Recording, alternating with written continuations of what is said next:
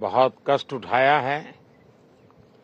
मैं आशा करता हूं कि मीडिया जगत के सभी साथियों का स्वास्थ्य अच्छा रहा होगा और पिछले एक आध सप्ताह का जो विराम मिला है उसके कारण भी अब आप फ्रेश होकर के फिर से मैदान में आए होंगे।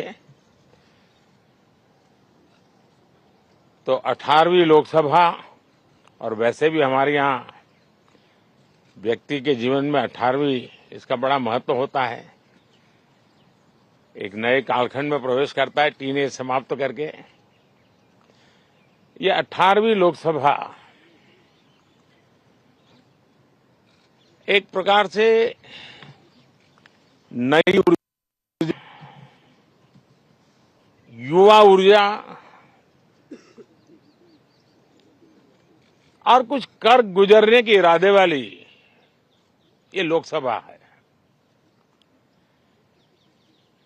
और आजादी का अमृत महोत्सव के बाद का ये पहला चुनाव है और एक प्रकार से ये वो 25 वर्ष हैं जो हमारे अमृतकाल के 25 वर्ष हैं और जो 2047 देश जब आजादी की शताब्दी मनाता होगा,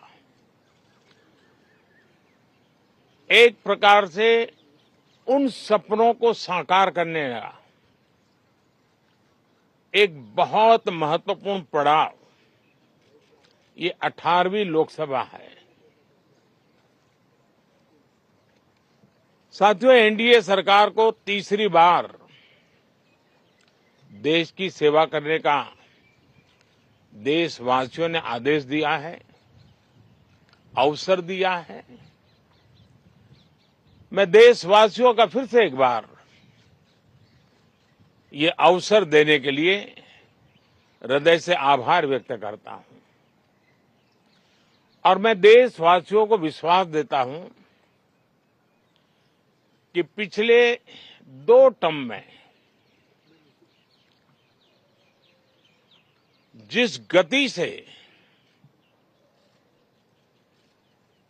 देश आगे बढ़ा है,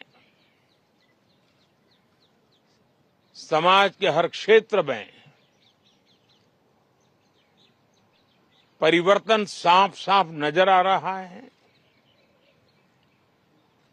25 करोड़ लोगों का गरीबी से बाहर आना ये अपने आप में हर भारतीय के लिए बड़ा गर्व का विषय है और मैं देशवासियों को विश्वास दिलाता हूं कि 18वीं लोकसभा में भी हमारे 5 साल के कार्यकाल में भी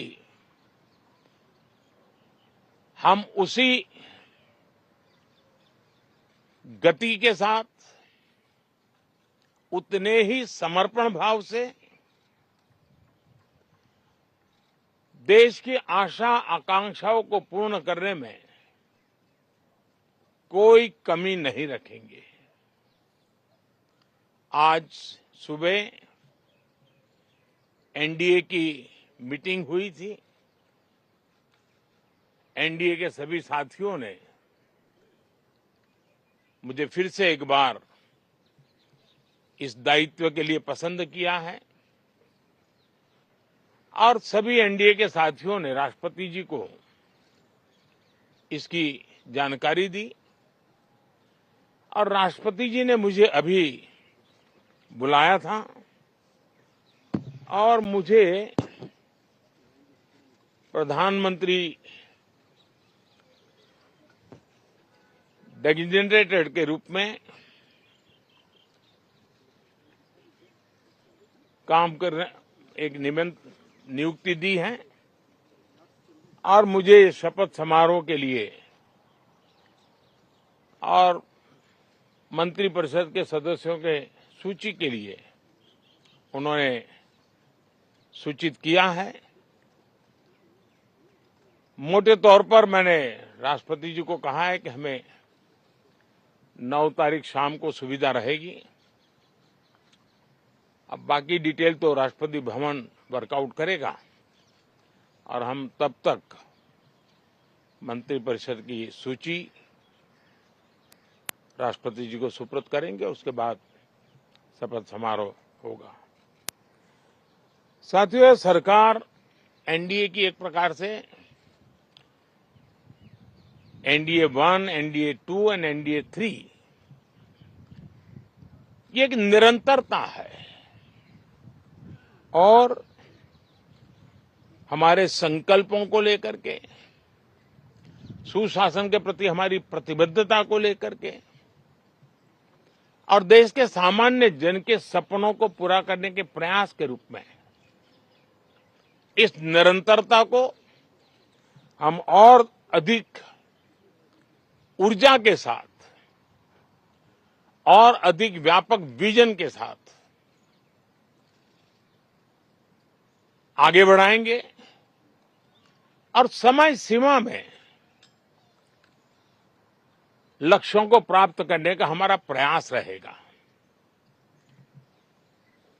2014 में मैं बहुत नया था। मुझे अब एक लंबे समय तक इस कार्य का अनुभव मिला है, हमारी टीम को अनुभव मिला है और इसलिए हमारे लिए अब तुरंत ही काम को आगे बढ़ाना बहुत ही सरल रहने वाला है और इस अनुभव का लाभ भी देश की सेवा करने में मिलने वाला है। इन 10 साल के कार्यकाल के दरमियान भारत की वैश्विक जो छवि बनी है, दुनिया के लिए एक विश्व बंधु के रूप में भारत उभरा है, इसका मैक्सिमम एडवांटेज अब शुरू हो रहा है और मुझे पक्का विश्वास है ये 5 वर्ष वैश्विक परिवेश में भी भारत के लिए बहुत उपयोगी होने वाले हैं। दुनिया अनेक संकटों से गुजर रही है, अनेक तनावों से गुजर रही है, अनेक आपदाओं से गुजर रही है। ऐसी विकट परिस्थिति दुनिया ने बहुत लंबे अरसे के बाद देखी है। हर देश इन सारी समस्याओं के बीच अपने आप को बचाए रखना, बढ़ाते रहना, चुनौतियों का डगर डगर पे सामना कर रहा है। हम भारत वाले लोग, हम भारतवासी खुद नसीब हैं कि इतने बड़े संकटों के बावजूद भी हम आज विश्व की सबसे तेज गति से बढ़ने वाली इकोनॉमी के रूप में जाने गए हैं। ग्रोथ के विषय में भी दुनिया में हमारी वाहवाही हो रही है। अब एक स्टेबल गवर्नमेंट मिलने के कारण और परिचित व्यवस्था और नेतृत्व मिलने के कारण दुनिया का भारत के प्रति रुझान, भारत के प्रति उनका आना बहुत तेज गति से होने वाला है और मुझे विश्वास है कि देश के सभी राज्यों को इसका लाभ मिलेगा। देश की युवा पीढ़ी को सबसे ज्यादा लाभ मिलेगा। विकास के नए ऊंचाइयों को छूने में एक वैश्विक भागीदारी का वातावरण आने वाले 5 साल में बनने वाला है। तो इसी संकल्पों और आदर्शों के साथ हम आगे बढ़ेंगे। मैं राष्ट्रपति जी का हृदय से आभार व्यक्त करता हूं कि एक बहुत बड़े महत्वपूर्ण दायित्व के लिए उन्होंने मुझे निमंत्रित किया है। आप सबका भी दोस्तों बहुत बहुत धन्यवाद। Thank you. तो 9 तारीख वो दिन है जब शपथ ग्रहण होगा, ये प्रधानमंत्री ने साफ कर दिया। उन्होंने कहा है कि हमने राष्ट्रपति से तारीख को लेकर जो सुविधा होगी वो बता दिया है। आगे का कार्यक्रम क्या होगा ये राष्ट्रपति भवन की तरफ से ही साफ किया जाएगा।